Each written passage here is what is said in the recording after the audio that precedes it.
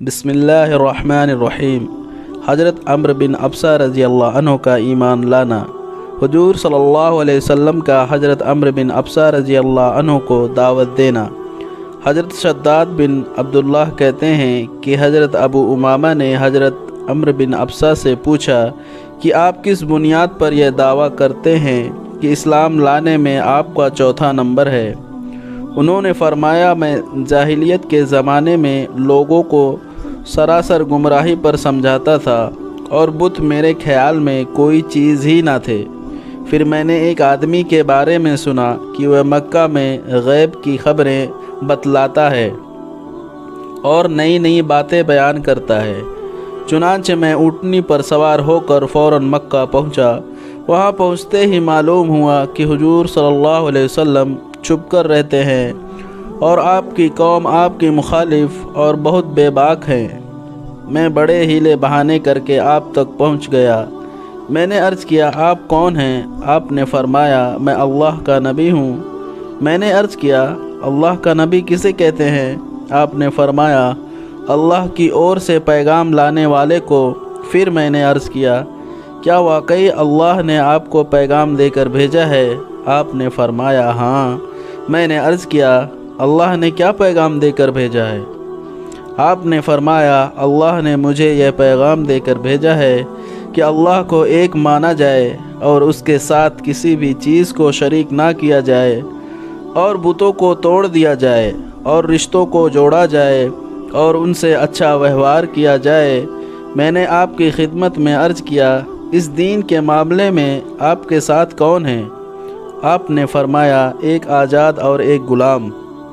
میں نے دیکھا تو آپ کے ساتھ حضرت ابو بکر بن ابو قحافہ اور حضرت ابو بکر کے غلام حضرت بلال تھے۔ میں نے عرض کیا، میں آپ کی پیروی کرنا چاہتا ہوں، یعنی اسلام کو ظاہر کر کے یہاں مکہ میں آپ کے ساتھ رہنا چاہتا ہوں۔ آپ نے فرمایا، ابھی تو تمہارا میرے ساتھ رہنا تمہاری طاقت سے باہر ہے، اسی لیے اب تم گھر چلے جاؤ، اور جب تم سنو کہ مجھے غلبہ ہو گیا ہے تو میرے پاس چلے آنا۔ حضرت عمرو بن ابسہ فرماتے ہیں کہ مسلمان ہو کر میں اپنے گھر واپس آ گیا اور حضور صلی اللہ علیہ وسلم کی ہجرت فرما کر مدینہ تشریف لے گئے۔ میں آپ کی خبریں اور آپ کے حالات معلوم کرتا رہتا تھا، یہاں تک کہ مدینہ سے ایک قافلہ آیا۔ میں نے ان لوگوں سے پوچھا، وہ مکی آدمی جو مکہ سے تمہارے یہاں آیا ہے، اس کا کیا حال ہے؟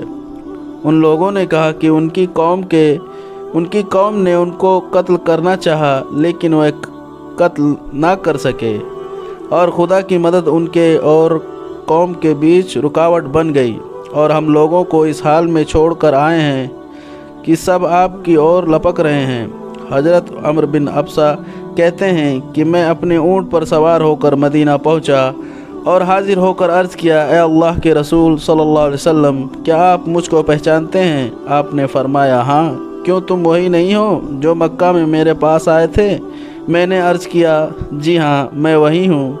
اس کے بعد میں نے عرض کیا، اے اللہ کے رسول صلی اللہ علیہ وسلم، جو کچھ اللہ نے آپ کو سکھایا ہے اور میں نہیں جانتا ہوں، اس میں سے آپ کچھ مجھے سکھا دیں۔ اس کے بعد حدیث کا کافی حصہ ابھی باقی ہے۔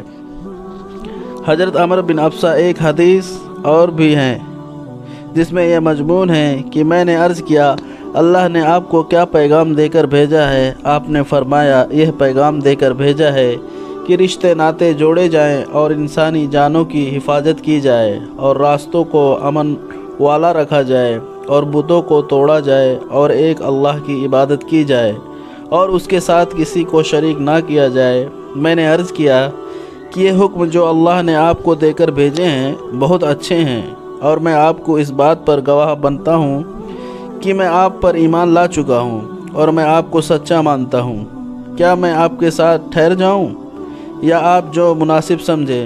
آپ نے فرمایا، تم خود دیکھ رہے ہو کہ جس دین کو لے کر میں آیا ہوں لوگ اسے کتنا برا سمجھ رہے ہیں، اس لیے اب تم اپنے گھر جا کر رہو، اور جب تم میرے متعلق یہ سن لو کہ میں اپنی ہجرت والی جگہ پر پہنچ گیا ہوں تو اس وقت میرے پاس آ جانا۔ دوستو اگر ہماری یہ ویڈیو آپ کو پسند آئی ہو تو ہمارے چینل دین و دنیا کو ضرور سبسکرائب کریں۔